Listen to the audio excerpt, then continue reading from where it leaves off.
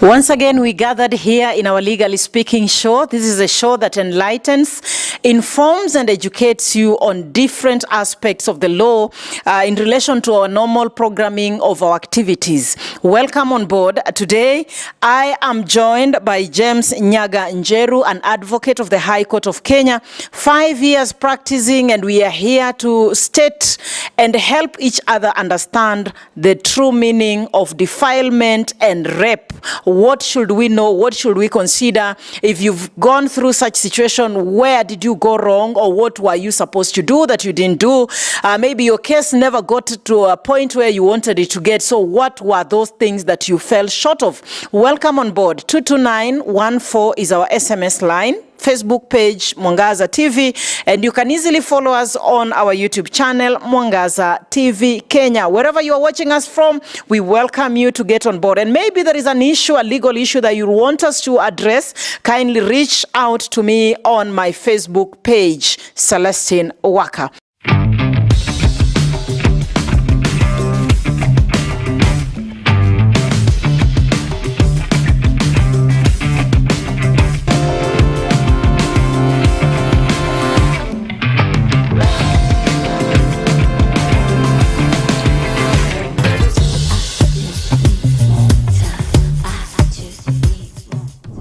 Welcome on board, Mr. James Nyaga Njeru. Thank you, my sister Celestine, for this invitation. Yep. And for having me. Indeed, I'm grateful. And I'm sure today, maybe the whole world will learn, or every Kenyan, there is every legal issue. And I'm sure today we are going to learn more about the law, and as we speak onto the documentary of legally speaking. Yes. Mr. Njeru, maybe there's someone who is watching us today and he will want to understand exactly who is this Mr. Njeru, maybe where are you coming from and such. Very well. Njeru, or Nyaga Njeru, or James Nyaga Njeru, is an advocate of the High Court of Kenya. Been practicing for more than 5 years now. And normally we deal with succession cases, the family cases. We deal with conveyancing cases, that is land matters. We also deal with road traffic accident matters. We also deal with something that we call intellectual property matters. And once you want to talk to us, you can talk to us. There is a Facebook page that goes by the name of Njeru James and Company Advocates. You can like, and we can be able to maybe interact or talk to you. And also you can visit our offices that are located at Seasons Kasarani, and we can be able to talk further. Thank you very much. So today we gathered here, we want you to help us understand the true meaning of defilement and rape, and the things we need to know when it comes to the two terms. Very well. Thank you again, Celestine. When we talk about defilement in the laws of Kenya, it means that, and it's defined in the Sexual Offences Act of the year 2006. As defilement is defined as any penetration, of genital organs of one person to another. And what really differentiates defilement and rape is that it involves a minor. And a minor is somebody who is not over 18 years. We call them the people who are of the age of a minority. That is somebody who is not above 18 years. So in short, what we are calling defilement is whereby an individual or perpetrator has what we may call canon knowledge, or he has had a sexual encounter or intercourse with a minor, somebody who is not over the age of 18 years, and that it is irrespective of whether there was consent. So defilement, there must be no consent. And whether or not there was consent, then that one still remains defilement because a child is presumed, because he's a child, he cannot be able to give all their consent. So whether the child agreed or not, then it still remains defilement. Okay. Yes. And what of rape? Maybe we can just differentiate between the two, even as we move on. Very well. Rape, on the other hand, is also defined as any conduct that a person has done. Let's say, for instance, you've done sexual intercourse, or not only through your genital organs, but it's a conduct that involves maybe even a third party, whereby you have procured that third party to do an act that is maybe penetration of the other party genital organs. It might not be complete penetration, it might be partial penetration. You know, there are some people who say, maybe I did not even have a sexual intercourse or even intercourse with them. I just was attempting, or I just did not succeed. So rape is by one, and there are various ingredients of rape. Because one, there has to be penetration. That is one. The ingredients of rape. There has to be penetration.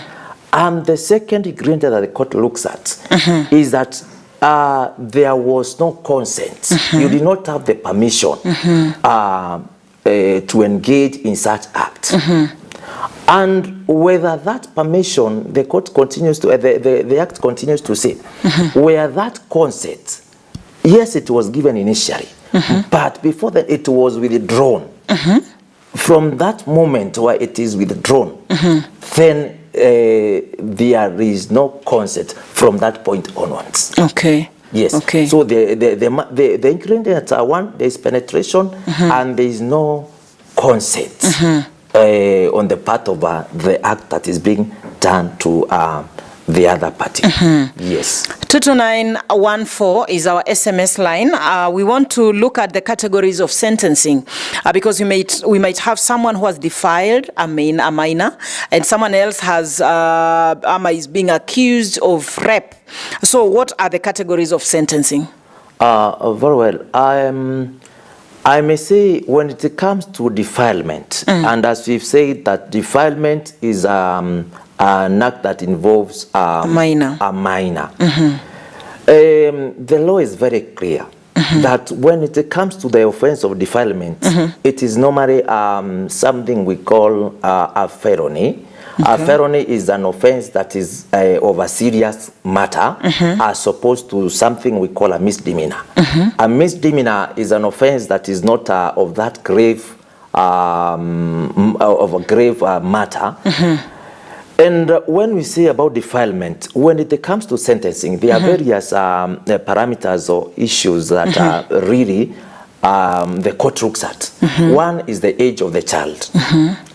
For instance, if the child that has been defiled is between 11 years and below, if a child is 11 years and below, the sentence is life imprisonment. Life imprisonment. It's the only sentence. It's the sentence that the court can pass, but it's the maximum. It's the maximum. Okay. Based on other aggravating factors, maybe.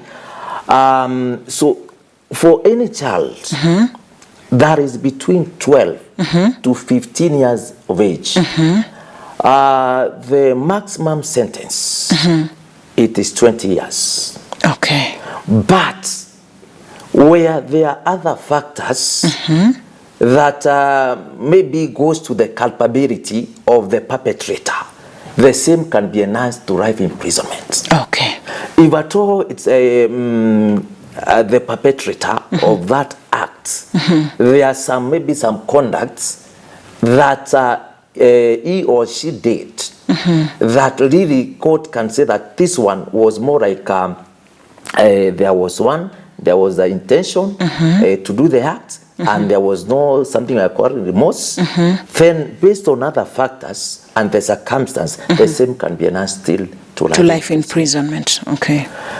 And a child who is below from 16 years to 18 years, the maximum sentence is again 15 years. 15 years. 15 years in prison. What creates the difference? I've realized you've mentioned and talked about the ages, but what creates the difference in the sentence? What creates the difference in the sentence is that, the way the age of the child is what determines whether even the genital organs are fully developed, developed to really handle such activity. So, for instance, a child below 11 years, the organs are not yet developed. But you may end up destroying the whole life of that either a boy or that girl. So, and when the court now sums up under those circumstances of age, the only inference that the court can give is a severe sentence, which is now, as the life imprisonment. The life imprisonment. To be something that it's a lesson, so that to dissuade other people from engaging in such. Yes. All right. We want to look at that which constitutes rape. When someone says you have been raped or someone has raped, what constitutes rape? Very well. As I began by saying that there are ingredients of rape. And one of them is that there ought to be penetration in your genital organs. And when I mean genital organs, some people may think it's their own reproductive system, but no. A lip, or it can be through your the anus area, and also oral, because it involves the part of the party that is engaging in such can use the part to penetrate either the anal, either the oral. Orally, yes. That one is what constitutes rape. And secondly, that it is not consensual. The consent was not given. That is what constitutes the ingredient of rape. That one, there was penetration, be it partial or complete. And secondly, the same, there was no consent that was given. Yes. We are in Legally Speaking Show, and today we are being assisted by lawyer James Nyaga-Njeru to understand the meaning and differences between defilement and rape. We are going to take a short break. When we come back, we're going to look at the sexual assault and what you need to do, especially when it comes to you preserving the evidence that will be presented in the court of law.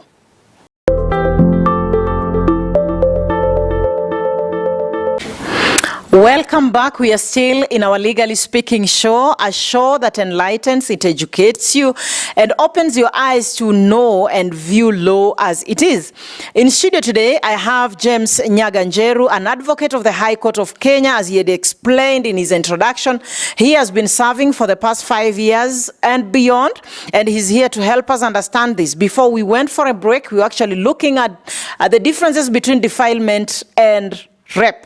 So welcome back. We now want to look at what is sexual assault, because more often we've heard of people being sexually assaulted, sexually harassed, and we are yet to understand whether this is also covered under the Kenyan law. Welcome, 22914, Facebook page, Mwangaza TV, and our YouTube channel, Mwangaza TV Kenya. Mr. James, we continue with our discussion. We've always heard of sexual assault, and we want you to help us understand exactly what it is and whether it is covered under our law. Thank you very much. We're back again, and I thank you, Celestine, for this opportunity. Yeah.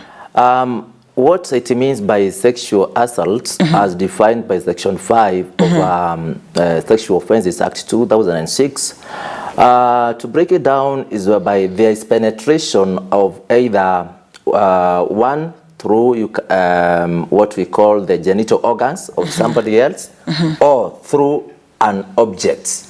You see, there are some people who, yes, they will not either rape you or they will not assault you using their genital organs.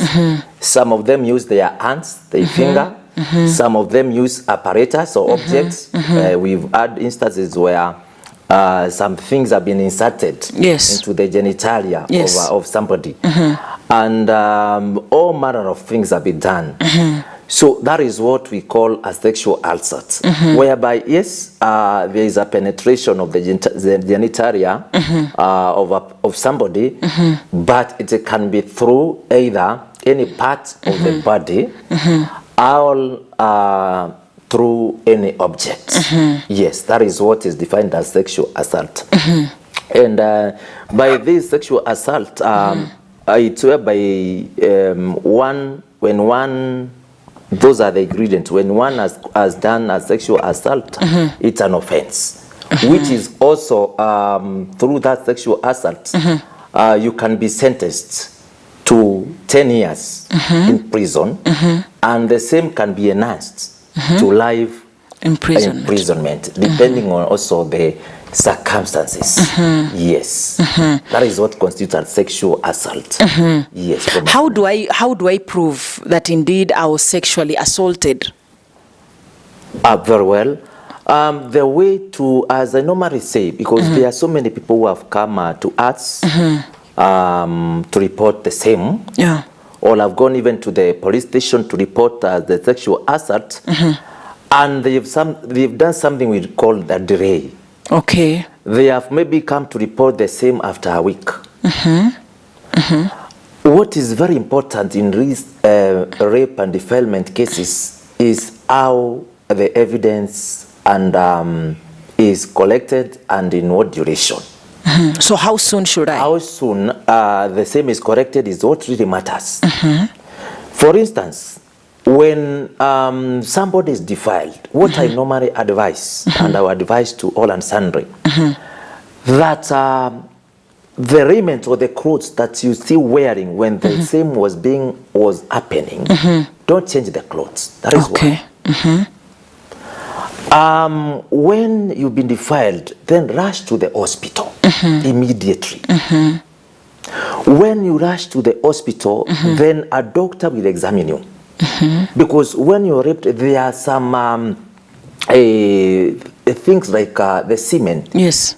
Some substances that are left inside your body. Yes. That one will be critical. Because at times you've seen people going to court and they be told maybe the case has collapsed merely because there is no evidence. And that is maybe because they delayed. Yes, they delayed, or the same was tampered with. There are some people who told you once you've been raped or defiled, first of all, go and shower, go and take a shower. It is wrong. Once you've been unfortunately defiled or raped, rush to the hospital so that the doctor can take a sample of the semen. Maybe that one is for the purposes of the DNA. The DNA, yes. For the DNA of the perpetrator. Yes. And also the presence of maybe blood on the clothes. It's also an indicator that indeed there was penetration and indeed there was either rape or defilement. So rush to the hospital. So those are some of the things that initially you need to do. Don't rush also to the police station, because there are some people who rush to the police station, which is not even nearby. They are told, come tomorrow. Yes, yes. And they end up going home, they shower again. No. First, so you rather rush to the hospital, even if you delay going to the police station, but you already have the medical report. Because you see, there are some people who have defiled or raped others while they are still positive. Maybe they have like HIV positive. Yes. Which is and other STDs. And other STDs. Yeah. So the best you can do to preserve yourself and to ensure that you are safe. When you go to the hospital, the doctor will, in fact, immediately begin the PEP, the post-exposure prophylaxis, whereby there are some drugs that you're given, and they are normally given within 24 hours. If you pass a certain duration, the same will not work. So it is better once you are raped or you defiled, rush to the hospital. Then there's a form that the doctor fills. It's called a post-rape care form. That one will be very critical when it comes now to the evidence. Because at the state now, how was the status of the victim? Yes. How was the status of the victim when he appeared before the doctor? Was he, did he or she appear traumatized? How was the clothes? Were the clothes the same ones that he came with? Or was there any like semen or presence of blood in the genital areas? That is what shall be considered. Yes. Now let's look at sexual harassment, because I'm meant to understand they are not the same. Yes. When someone says I was sexually harassed, what are we talking about? Well, sexual harassment is also governed by also the Sexual Offences Act, in that sexual harassment is any conduct that is unwelcome. For instance, when one in a setup that is maybe, let's say, for instance, in an employment setup, yes, in a formal company, yes, whereby somebody touches you, maybe touches your behind when you're passing by their desk, yes, or even whistles, begins to whistle. Even whistling, it's a harassment. It's also an harassment. Okay. You see, covered under the law. Covered under the law. Yes, it is whereby those conducts, and I've seen it even in our transport system. Yes. Whereby the touts, makangas, yes, they, when maybe you are riding or boarding a vehicle, yes, they touch you indecently. They are very good in helping you board. In helping you, so that you... They help support your body so that you are able to board nicely. Yes, especially us. Yeah, especially ladies, yes. Yes. Men, there is no one. Because yes, there are very few instances of sexual harassment in men. But in ladies, I've seen it. Whereby maybe you're passing through a certain street and men are like, wah, wah, wah, wah, wah.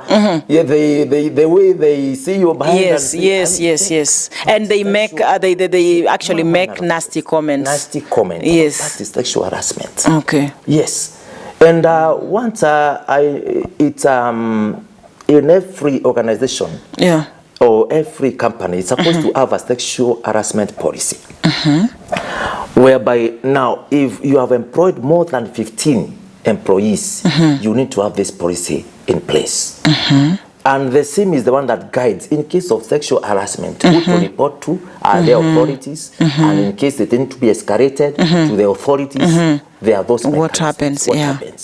So when it comes to sexual harassment, it's also actionable per se in court once you're able to prove that indeed this man has been harassing me. And for instance, if it's somebody in authority, someone of authority, maybe he's been promising you some favors. Yes. For example, promotion, that if you do certain thing, then I'm going to promote you. I'm going to do you to increase your salary. Yeah, maybe increase your salary. Yes. You can report them for sexual harassment because that is sexual harassment by somebody who is in authority. Yes. Can we say that there are incidences where we have sexual harassment in the marriage setup? Well, in marriage setup, yes, there are instances. But for them to be proven in marriage setup, yes, again is a tall order. Because you have to really explain or explain to the court where that consent. You see, for instance, even in rape cases, you can rape your partner. Yes. And as we said, rape, one of the ingredients of rape, it is lack of consent. Consent, yes. For instance, there are instances that the man comes late at night and you're trying to explain to the man that no, it's not my safe day. Yes. I'm not ready today. Yes. And the man says, no, because I married you, I have a right of this thing. Where there is no that consent, then that is rape. That is rape. So in fact, it can happen even in the marriage setup where there is no consent, even those unwelcome conduct. When you're married and you disapprove of them, as you've said, it's something that is unwelcome. You don't approve of them. You don't entertain them. That is now sexual harassment, which now you are right, you can go to court and it be actioned. Yes. Mr. Wakili, we've had issues or episodes where victims of rape and defilement, or maybe the accuser, decide that we want to sort this out of court. What enables one case to be sorted out of court and the other one to follow the due process of the legal system? Oh, very well. As we said, these rape cases, defilement cases, these are cases against the state. The state, yes. Because it's normally, even from the citation, it is a republic versus so-and-so, they are accused. If one wants to withdraw, the complainant wants to withdraw the case, then he has to inform the office of the ODPP or the prosecutor of his or her intention to withdraw the case. But in the instances of defilement, this one is a minor who is not yet the age of 18 years. Yes. The court does not condone the withdrawal of cases or even the out of court settlement of anyone who is a minor. Reason because those people, they may not have that capacity to make the right choices on their own. They require and they rely solely on either the parents or the guardian. So it is not upon the child, the guardian or the parent to decide for the child, because this is a case against the states. Then when that is done, but anyone who is above 18 years, then they can talk to the court, and they can be able to withdraw their case based on how now they make their relationship with the accused. They are around. So that is why you hear that some cases they have been taken through the out of court settlement. Yes. And they have withdrawn, and they have asked for a certain amount of money, and the case has been closed. So that means, even as we're concluding, that any case entailing a minor cannot be settled out of court. Very well. That should be. That is how it should be. So be. for the families that have always stepped in to settle issues out of court, based on relations, based on maybe the circumstances, and other families will tell you that we are afraid of our own security, that is a no. That's a no. Okay. That's a no. Okay. And for someone else, maybe who is watching us today, he or she has been defiled, yes, and maybe he never got the chance to report the case early enough. Is there anything, or are there legalities that can guarantee that this person can be helped in our system?